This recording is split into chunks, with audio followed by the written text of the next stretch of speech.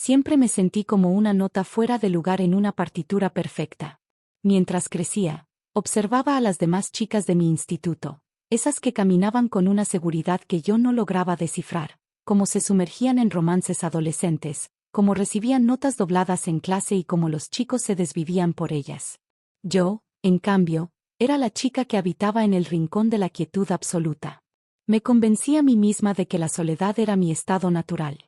Después de todo, en un mundo que se mueve por palabras susurradas y risas compartidas, ¿quién iba a elegirme a mí? Una mujer sorda era, para muchos, un reto o una complicación, nunca la primera opción frente a una mujer normal. Por eso, cuando Liam entró en mi vida, mi primer instinto fue buscar el truco. Él era, en una palabra, impecable. Tenía una paciencia que parecía no agotarse nunca y una mirada que me hacía sentir que, por primera vez, alguien estaba traduciendo mi mundo sin juzgarlo. Empezamos a salir apenas un mes después de conocernos. Mis amigas, incrédulas, bromeaban diciendo que Liam debía ser un holograma o una proyección de mi imaginación, porque un hombre así no podía ser real. Para nuestro tercer aniversario, Liam ya no necesitaba que yo le leyera los labios ni que usáramos una libreta. Había aprendido el lenguaje de señas con una fluidez asombrosa, dedicando horas de su tiempo libre solo para poder discutir conmigo desde qué película ver hasta los secretos más profundos de su día. Cada mañana, incluso antes de que la luz terminara de filtrarse por las cortinas, lo primero que veía eran sus manos moviéndose con ternura. «Buenos días, mi vida». Entonces llegó mi cumpleaños número 26.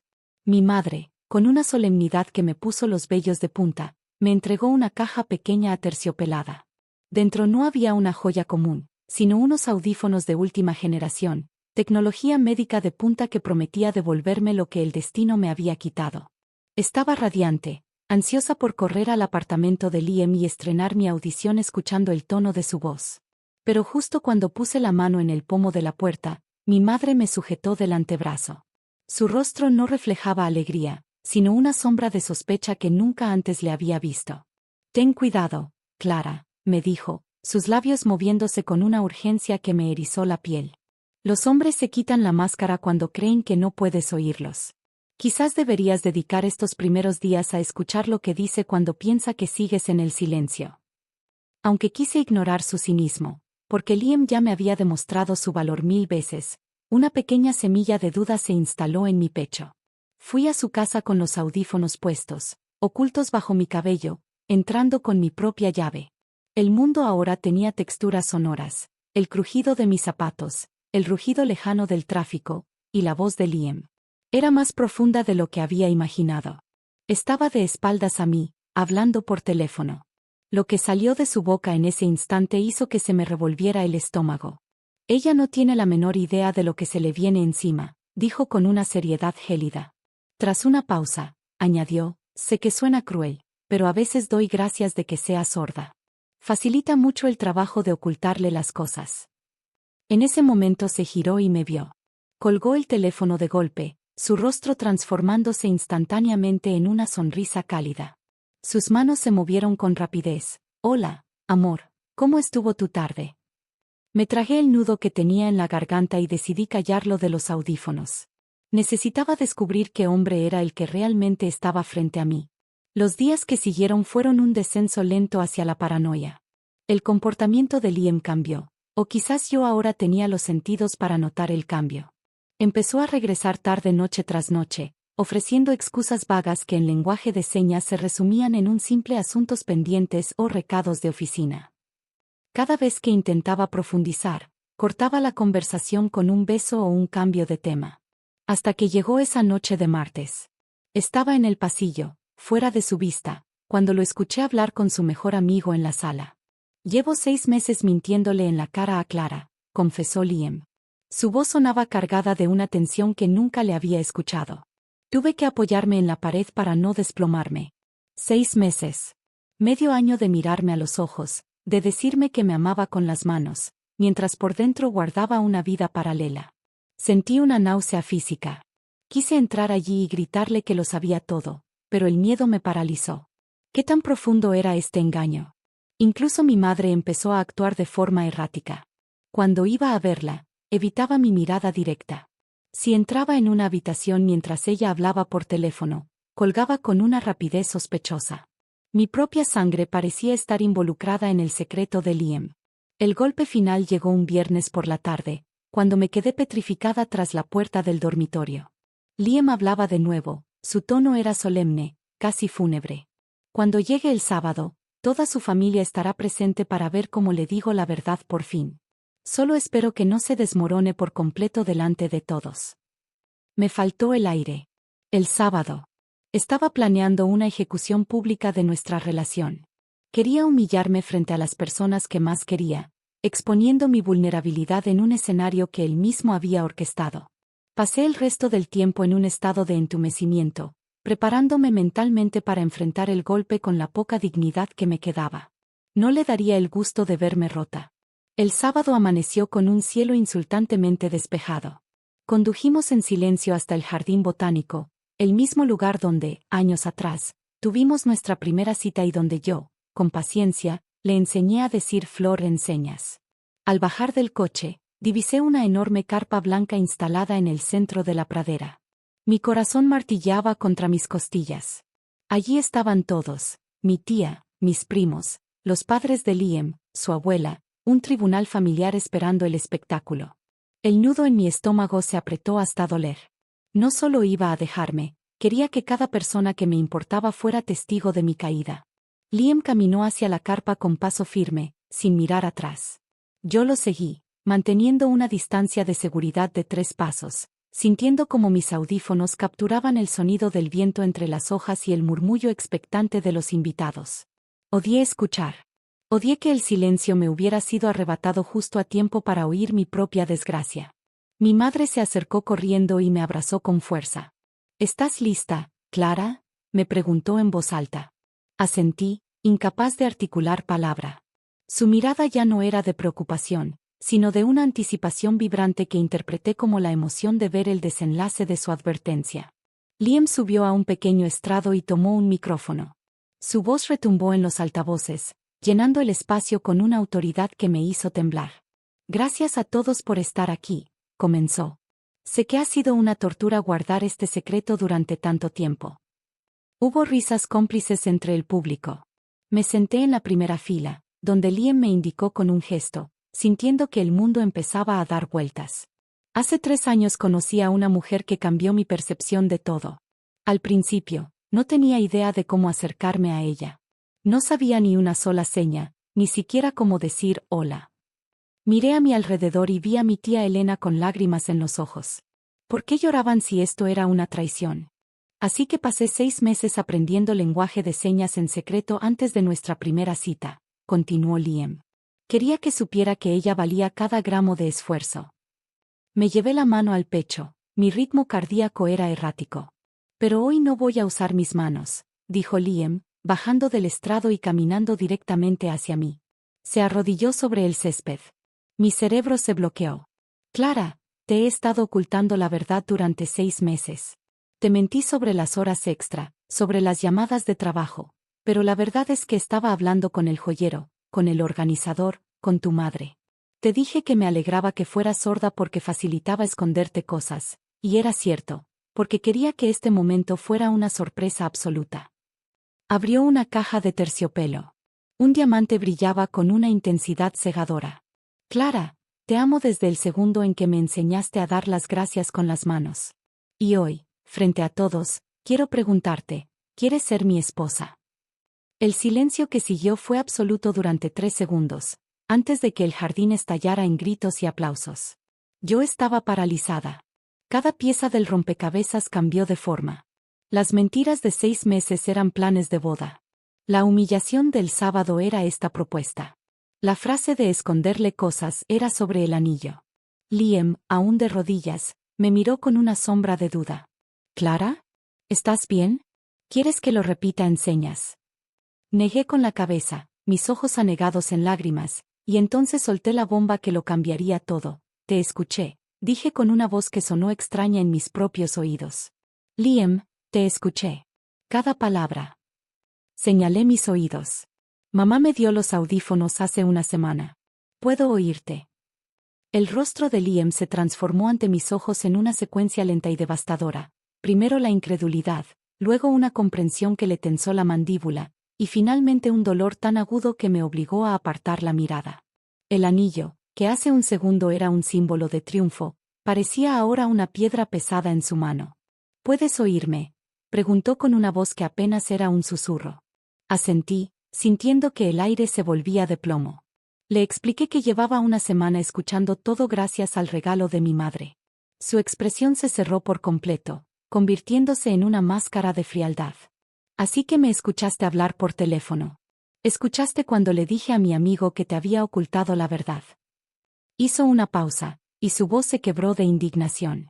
Y en lugar de preguntarme, en lugar de confiar en el hombre que ha estado a tu lado 3 años, decidiste espiarme en silencio para confirmar tus peores sospechas. No tuve defensa.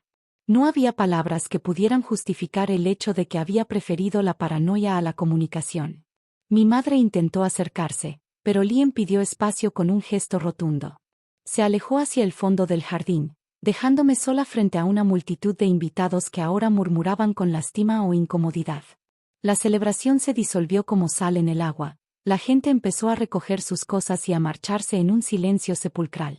Pasaron 2 horas antes de que Liam regresara a la mesa donde yo seguía petrificada. Se sentó frente a mí, pero no me miró. Necesito entender, dijo finalmente. ¿Por qué asumiste que te iba a traicionar? Porque toda mi vida he sido la segunda opción, confesé con la voz rota. La chica a la que la gente tolera por compromiso, no la que eligen por amor. Cuando escuché esas frases fuera de contexto, mi cerebro simplemente volvió al lugar donde siempre ha estado. El lugar donde no soy suficiente. Él soltó una risa amarga. 3 años de aprender tu idioma y adaptar mi vida entera a la tuya no fueron suficientes para convencerte de que mi amor era real. Cerró la caja del anillo y la deslizó sobre la mesa hacia mí. Quédatelo. Necesito tiempo. No sé si días o una semana, pero no puedo mirarte ahora mismo sin ver que no confías en mí. Se fue sin mirar atrás, dejándome con un anillo de compromiso y un futuro que se desvanecía en el atardecer. Los siguientes 3 días fueron un desierto de silencio. Liam no llamó, no respondió mensajes y no apareció por mi apartamento. Cada hora se sentía como una condena que yo misma me había impuesto. Mi madre apareció al segundo día con sopa caliente, tratando de llenar el vacío con cuidados maternales. ¿Por qué me diste ese consejo, mamá?, le pregunté mientras miraba el plato. Me dijiste que escuchara lo que los hombres dicen cuando creen que no oyes. Ella suspiró, arrepentida. Fue algo que mi propia madre me dijo hace décadas. Lo solté sin pensar, sin imaginar que lo tomarías como una misión de espionaje. Me explicó que ella solo quería protegerme, pero que Liam nunca me había dado razones para dudar. Le conté las frases que me habían vuelto loca. Ella no tiene idea de lo que se viene. Me alegra que sea sorda para ocultarle cosas. Llevo 6 meses mintiéndole. Fuera de contexto, eran puñales. Dentro de la verdad de Liam, eran pétalos de una sorpresa que yo había pisoteado con mi miedo. Entendí que una parte de mí casi quería que él fuera malo, porque así no tendría que ser vulnerable ni arriesgarme a ser amada de verdad. El 5.º día me obligué a ir a nuestra cafetería habitual. Me senté en nuestra mesa junto a la ventana y pedí el mismo café que compartíamos los domingos. Miré a la gente pasar y recordé cómo Liam nunca me había hecho sentir como la chica sorda, sino simplemente como Clara. Él nunca mostró frustración por mi silencio, nunca me trató como una carga. ¿Y cómo le había pagado yo? Con una desconfianza ciega a la primera oportunidad. Esa noche, un mensaje iluminó la pantalla de mi teléfono. Podemos vernos mañana en el banco del parque a las 5. Llegué al parque 30 minutos antes, incapaz de soportar la presión dentro de mis propias paredes. Me senté en el banco donde Liam me había enseñado a decir te quiero en señas años atrás. Cuando apareció, se veía agotado. Tenía ojeras profundas y una tristeza que le pesaba en los hombros. Se sentó dejando un espacio prudencial entre nosotros. He pensado mucho, comenzó. Lo que más me dolió no fue que usaras los audífonos. Fue darme cuenta de que, después de 3 años, todavía esperabas que yo mostrara una verdadera cara cruel. Que todavía no creías que alguien pudiera amarte de verdad. Tenía miedo de enamorarme del todo y descubrir que era una mentira, admití entre lágrimas. Era más fácil desconfiar para que el golpe no me pillara por sorpresa. Liam suspiró y miró al cielo. Mi hermano dice que debería dejarlo. Que si no hay confianza ahora, no la habrá nunca. Mi corazón se detuvo. Pero luego continuó. Pero él no sabe lo que es crecer sintiéndose invisible. Yo entiendo por qué lo hiciste, Clara. No lo justifico, pero lo entiendo. Me dijo que no quería terminar, pero que no podíamos seguir como si nada hubiera pasado. Puso una condición innegociable: terapia. Juntos y por separado. Mis problemas de inseguridad no desaparecerían solo con un perdón, eran grietas profundas que necesitaban trabajo real. Acepté sin dudar. Entonces, Liam sacó una segunda caja de su bolsillo. Esta es nueva, dijo, mostrándome una sencilla banda de plata con un pequeño zafiro azul. El diamante del parque está manchado de malos recuerdos y desconfianza.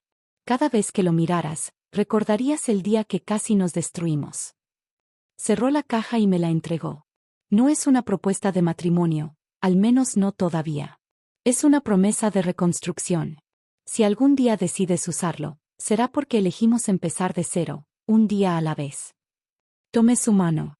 Su piel estaba fría, pero su agarre era firme. Nos quedamos allí, viendo cómo el sol desaparecía, sabiendo que el camino por delante sería difícil, pero que, por primera vez, íbamos a recorrerlo sin secretos y con la verdad por delante. Los meses siguientes a la propuesta fallida no fueron un cuento de hadas. La reconciliación no fue un interruptor que encendimos, sino una planta que tuvimos que regar con paciencia y, sobre todo, con muchas palabras difíciles. Empezamos la terapia de pareja con la doctora Aris, una mujer de mirada perspicaz que no nos permitió suavizar la realidad. La primera sesión fue brutal. Liam tuvo que admitir ante una extraña que se sentía humillado, que cada vez que me veía tocarme los audífonos, recordaba que yo había preferido espiarlo que preguntarle. Por mi parte, tuve que desenterrar el trauma de mi adolescencia, esa convicción arraigada de que mi sordera me hacía defectuosa y, por lo tanto, indigna de una lealtad absoluta. El problema, Clara, me dijo la doctora un martes lluvioso, es que usaste tu nueva audición como un arma, no como un puente. Estabas buscando pruebas para confirmar tu propia infelicidad. Fue doloroso escucharlo, pero era la verdad. Empecé a ir a terapia individual también. Aprendí que mis oídos ahora funcionaban, pero mi capacidad de confiar seguía atrofiada. Liam, por su parte, tuvo que aprender que su necesidad de sorprenderme y ocultar cosas, aunque fueran buenas, disparaba mis alarmas de abandono. Decidimos que, de ahora en adelante, la transparencia total sería nuestra única religión. Nada de secretos, ni siquiera los buenos. A pesar de las cicatrices, algo hermoso empezó a florecer. Decidimos mudarnos juntos a un pequeño apartamento en la zona alta de la ciudad. Fue nuestra forma de decir que el pasado, con sus jardines botánicos y sus malentendidos, ya no nos definía. Vivir con Liam y mis nuevos audífonos fue una experiencia sensorial abrumadora. El mundo era ruidoso. El goteo de un grifo, el zumbido de la nevera, el sonido de su respiración mientras dormía. Pero lo más importante era el sonido de su voz. Liam tiene una risa que suena como madera crujiendo en una chimenea, cálida y envolvente. Me di cuenta de que, aunque sus manos eran expresivas, su voz tenía matices de ternura que yo me había perdido durante años. Una noche, mientras desempacábamos cajas en la nueva sala, encontré la pequeña caja con la banda de plata y el zafiro. Se la entregué a Liam. Todavía no estoy lista para la gran fiesta, le dije con sinceridad. Pero estoy lista para que esto sea real. Quiero llevarlo. Él me miró intensamente, tomó mi mano y deslizó el anillo en mi dedo. No hubo discursos pomposos ni público. Solo el sonido de nuestros corazones latiendo al unísono en una habitación llena de cajas a medio abrir. Ese anillo no representaba una perfección inalcanzable, sino nuestra voluntad de haber sobrevivido a la tormenta que nosotros mismos provocamos. Un año después de el incidente, asistimos a la boda de uno de los mejores amigos de Liam. Era el escenario perfecto para que mis viejos demonios despertaran: alcohol, música alta, grupos de personas susurrando en las esquinas. En un momento de la noche, perdí de vista a Liam. Mi primer instinto fue que el pánico me apretara la garganta. ¿Dónde está? ¿Con quién habla? ¿Estará arrepentido de estar con la chica que tiene que leer labios cuando hay tanto ruido? Toqué el audífono detrás de mi oreja, sintiendo la tentación de agudizar el volumen para rastrear su voz entre la multitud. Pero entonces, recordé las palabras de la doctora. Aris, la duda no es un hecho. Cerré los ojos, respiré hondo y simplemente esperé. 2 minutos después, Liam apareció con 2 copas de champán y una sonrisa radiante. Se acercó y me susurró al oído, sabiendo que ahora podía escucharlo perfectamente. Estaba buscando al fotógrafo. Quiero que nos tome una foto ahora mismo, porque nunca te he visto tan hermosa y tan tranquila. En ese momento supe que el trabajo duro había valido la pena. Ya no necesitaba espiar. La verdad no estaba en lo que él decía cuando yo no escuchaba. La verdad estaba en cómo me sostenía la mano frente al mundo entero. Nuestra vida no era perfecta, pero era honesta. Y por primera vez en mi vida, el silencio ya no era un refugio contra el dolor, sino un espacio de paz que compartía con el hombre que decidió aprender un idioma entero solo para decirme hola. 2 años después de aquella tarde en el parque, nuestra vida se sentía como una melodía suave y bien afinada.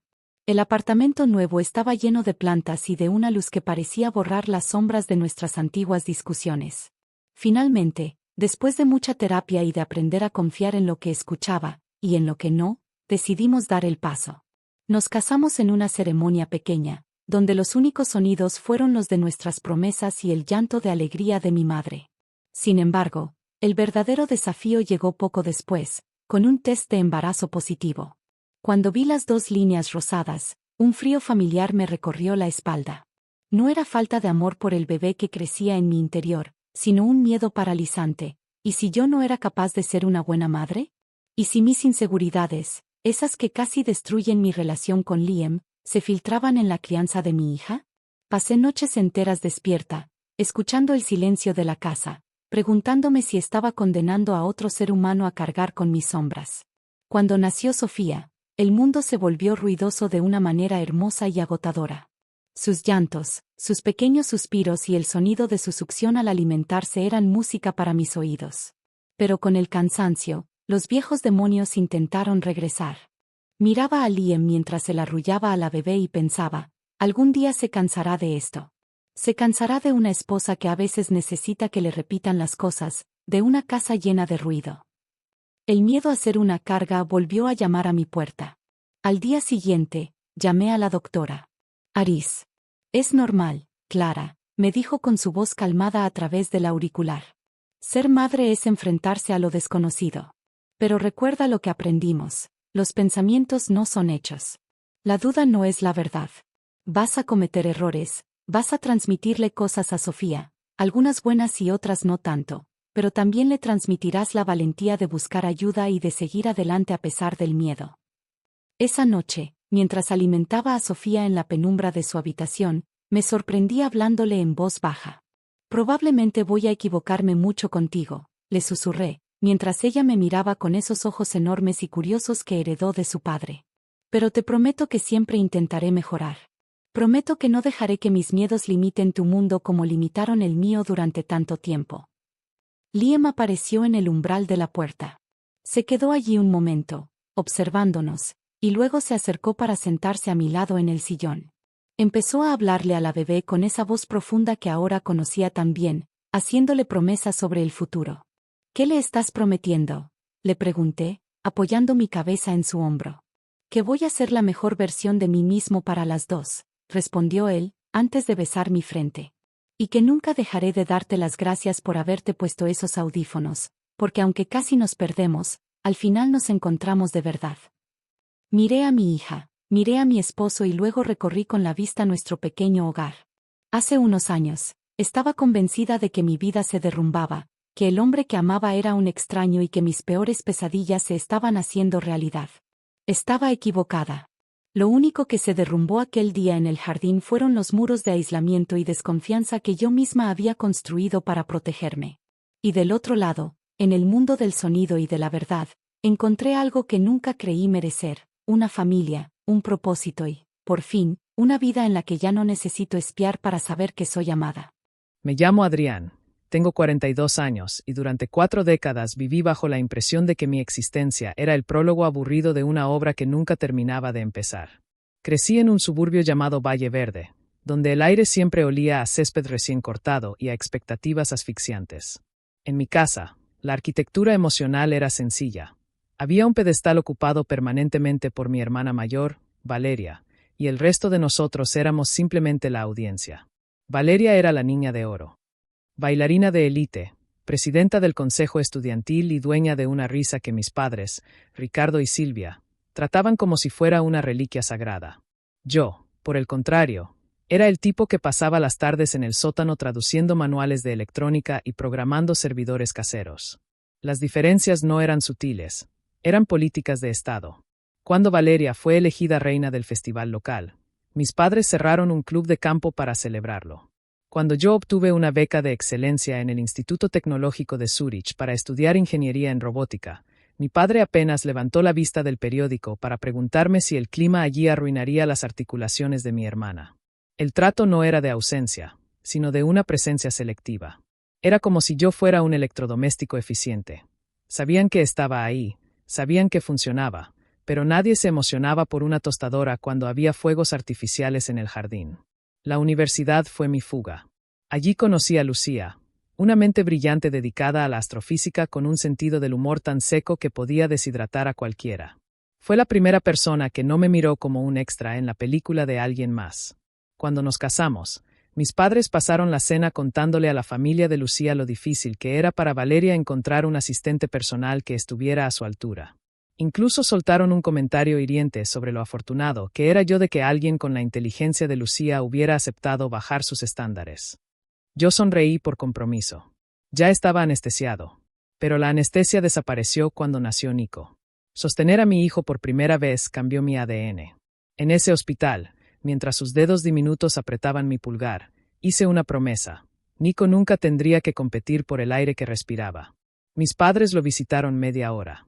Trajeron un mameluco de rebaja, se quejaron del tráfico y se fueron porque Valeria tenía una crisis existencial tras romper con su novio de turno. 3 años después, Valeria y su esposo, Julián, tuvieron a Sofía. Mis padres cruzaron 3 estados para quedarse un mes con ellos. Mi madre tejió una manta con hilos de seda y el nombre de Sofía bordado en oro. Para ellos, Nico era el nieto, pero Sofía era el milagro. Pasaron los años y la brecha se convirtió en un abismo. Mi carrera en sistemas de navegación autónoma se disparó. Llegué a ser director de innovación en una firma líder. Mi vida con Lucía y Nico era sólida, llena de logros que mis padres saludaban con un qué bien monocorde.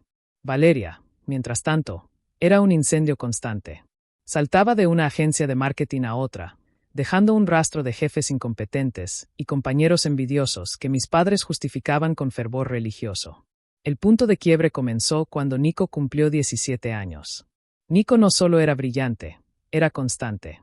Ganó el Premio Nacional de Ciencias Jóvenes, recibió un premio de $10,000 y salió en la portada de una revista técnica nacional. Mis padres llamaron, pero no para celebrar. Adrián, qué maravilla lo del dinero de Nico. ¿Podrías prestarnos 8,000? Valeria se metió en un lío con unos inversores y necesita liquidez urgente. Dije que no.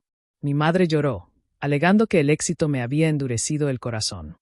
En ese momento, me di cuenta de que no importaba cuántos satélites pusiera yo en órbita.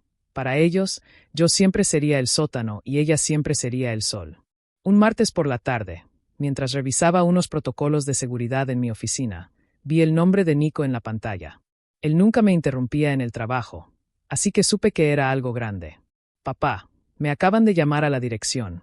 Su voz temblaba de una euforia contenida. Soy el valedictorian. Promedio perfecto. La beca total para el Instituto Tecnológico de Zúrich es mía. Es oficial. Una oleada de orgullo me recorrió el cuerpo. Mi hijo, el chico que había pasado noches enteras entre circuitos, clubes de debate y competencias de robótica, finalmente veía cómo el mundo reconocía su esfuerzo. Ese logro era suyo, puro y sin atajos. Es increíble, campeón, le dije con un nudo en la garganta. Vamos a celebrarlo como te mereces. Será la mejor fiesta que hayamos organizado. Lucía y yo nos pusimos en marcha de inmediato. Reservamos un mirador con vistas a la cordillera, contratamos un catering de primer nivel y buscamos un fotógrafo que supiera capturar la esencia del momento. Entonces, por pura inercia de buen hijo, decidí llamar a mis padres. Mamá, Nico lo logró, dije al teléfono. Es el mejor de su clase, beca completa, todo. Hubo un silencio gélido. Ah, qué bien, respondió ella al fin. Siempre ha sido muy de libros. Sentí una punzada de amargura en el pecho, pero seguí adelante, invitándolos formalmente a la fiesta. Fue entonces cuando soltó la bomba. Escucha, Adrián, ¿no te ha llamado Valeria? Preguntó con una voz de pronto animada. Sofía fue elegida capitana del equipo de danza aérea. El instructor dice que tiene un aura de estrella. Tu padre y yo estamos en las nubes. Ha trabajado tanto para esto. Traté de mantener la calma. Me alegro por Sofía, mamá, pero no entiendo qué tiene que ver con la graduación de Nico. Es que, pensábamos que quizás podrías no hacer tanto ruido con lo de Nico por ahora, soltó ella sin un gramo de vergüenza. Sofía necesita su espacio para brillar. Lo de Nico es importante, pero esto para ella es emocionalmente vital. Casi se me cae el teléfono de la mano. Me estaba pidiendo que ocultara que mi hijo era el mejor estudiante de su generación para no eclipsar un puesto en un equipo de baile.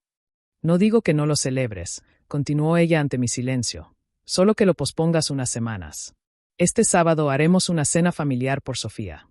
Pueden venir y Nico puede mencionar lo suyo ahí, de pasada. Cuando colgué, la ira se sentía como plomo en mis venas. Lucía me encontró minutos después mirando a la nada en la oficina. Al contarle, cerró su computadora con una violencia inusual. No, ya basta, dijo ella. Es el mismo patrón de siempre. No nos dimos cuenta de que Nico estaba en la puerta. Llevaba la carta de aceptación en la mano. ¿Pasa algo con la fiesta?, preguntó. No tuve valor para mentirle. Le conté que sus abuelos querían retrasarla porque Sofía ahora era la capitana del equipo. Nico guardó silencio. No hubo lágrimas, ni gritos. Solo asintió con una calma que me dolió más que cualquier reproche. Claro, dijo simplemente. Porque lo de ella siempre es más urgente que lo mío. Esa resignación me rompió.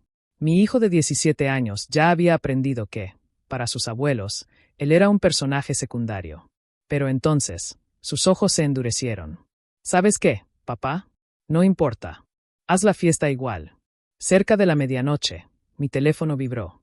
Era Valeria. Ella nunca llamaba si no era para exigir algo. Hola, mamá me contó lo de Nico.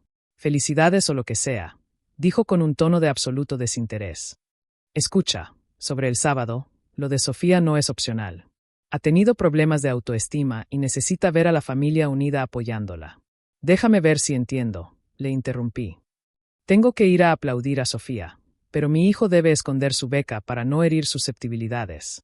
No seas dramático, Adrián, bufó ella. Nico tendrá 1000 premios más. Sofía necesita este impulso ahora. Sergio perdió su empleo hace meses. Estamos en una racha horrible y ella solo quiere una victoria. Como su tío, la apoyo, respondí. Pero como padre de Nico, no voy a pisotear su momento por un capricho tuyo. Vaya. Así que Lucía finalmente logró volverte un egoísta, escupió ella. Antes de casarte con ella, no te molestaban nuestras tradiciones. Ahora resulta que estás por encima de todos. Te olvidas de los $5,000 que me prestaste hace 3 años. Eso fue antes de que usaras la culpa como arma, dije secamente. Haremos la fiesta de Nico. Están invitados. Si no vienen, es su decisión. Te vas a arrepentir, Adrián, amenazó antes de colgar. Mamá y papá van a quedar destrozados y Sofía nunca te lo perdonará. A la mañana siguiente, conduje hasta la casa de mis padres sin avisar. Quería verlos a los ojos. Mi madre apareció con esa sonrisa ensayada que siempre precedía a una manipulación. Renato, digo, Adrián, se corrigió. Antes de que digas nada, entiende que no estamos siendo injustos. Solo pedimos sensibilidad. Sofía está en una situación delicada. ¿Situación delicada?, repetí con incredulidad. Nico se ha dejado la piel 4 años. Tiene un promedio perfecto y ha liderado proyectos nacionales. Y quieren que lo minimice por un equipo de danza aérea.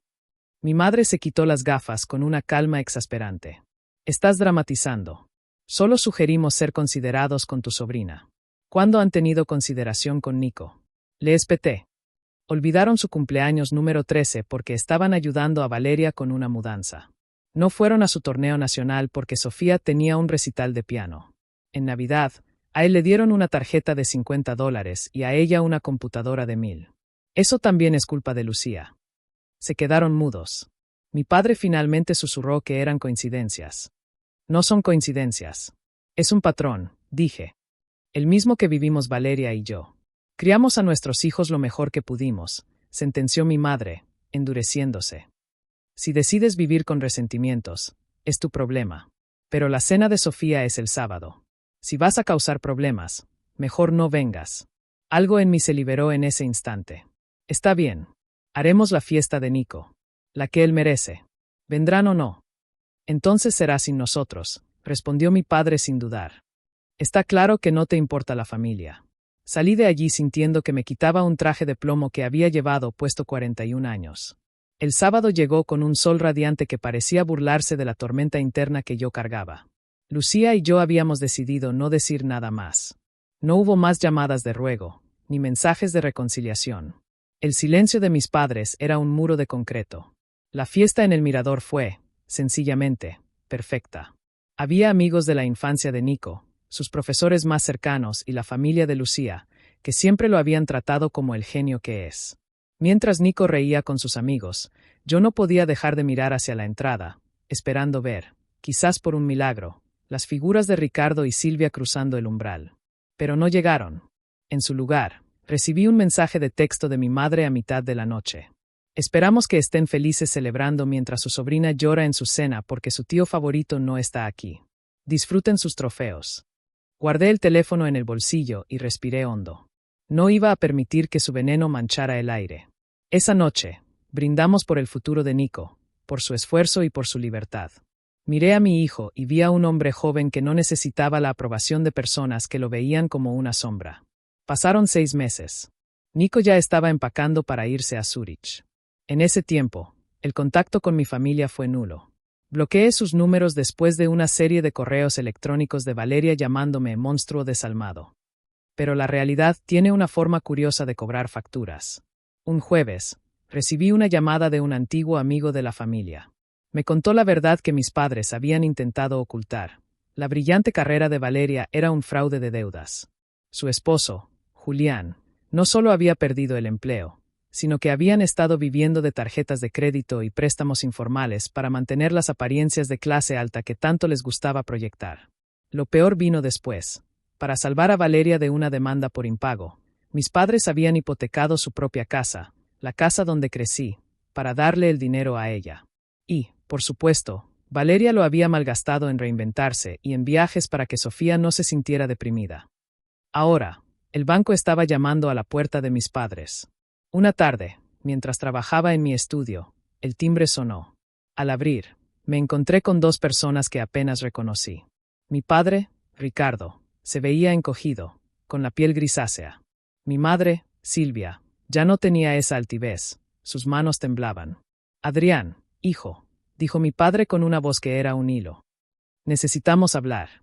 Los dejé pasar por cortesía, pero no les ofrecí café. Nos sentamos en la sala. El silencio era tan denso que se podía cortar. Estamos en problemas, comenzó mi madre, tratando de recuperar algo de su antiguo tono de mando. Valeria cometió errores, fue mal asesorada. Y nosotros, por amor, bueno, pusimos la casa como garantía. Se lo de la hipoteca, dije secamente. ¿Qué quieren de mí? Necesitamos $70,000 para detener el remate, soltó mi padre sin anestesia. Tú tienes ese dinero, Adrián. Tu empresa es exitosa, tu casa está pagada. Nico tiene esa beca, así que no necesitas ahorrar para su universidad. Es por la familia. Es por la casa de tus abuelos. Me quedé mirándolos. No sentí rabia, sentí una profunda y gélida lástima. ¿Saben qué es lo más increíble? Les dije. Que incluso ahora, no han venido a pedirme perdón por cómo trataron a mi hijo. Han venido a pedirme que use el dinero que gané con el esfuerzo que ustedes nunca valoraron, para salvar a la hija que siempre prefirieron. Es tu hermana, chilló mi madre. Y somos tus padres. ¿Nos vas a dejar en la calle por orgullo? No es orgullo, es justicia, respondí levantándome. Durante 40 años, yo fui el repuesto. Nico fue el segundo plato. Me pidieron que apagara la luz de mi hijo para que Sofía no se sintiera eclipsada. Pues bien, ahora esa oscuridad les pertenece a ustedes. Eres un miserable, gritó ella mientras mi padre intentaba calmarla. Lucía te ha lavado el cerebro. Lucía me enseñó que la familia se gana con respeto, no con ADN, sentencié abriendo la puerta. No voy a darles ni un centavo. Vendan lo que tengan, múdense con Valeria. Que ella los salve ahora con su aura de estrella. Se fueron lanzando maldiciones. Fue la última vez que los vi. Un año después, la casa de mis padres fue subastada. Se mudaron a un pequeño apartamento alquilado en una zona alejada, costeado a duras penas por un trabajo de medio tiempo que mi padre tuvo que conseguir a los 68 años. Valeria, fiel a su estilo, dejó de hablarles cuando ya no tuvieron más dinero que darle. A veces, por la noche, Lucía me pregunta si me arrepiento. Si me pesa saber que están pasando dificultades. Nada habría cambiado, Lucía, le respondo siempre. Si les hubiera dado ese dinero, solo habría financiado el siguiente capricho de Valeria y habría traicionado el esfuerzo de Nico. Cortar ese lazo fue el único modo de protegernos. Hace poco, Nico volvió a casa de visita desde Suiza. Entró por la puerta con una sonrisa que iluminaba toda la estancia.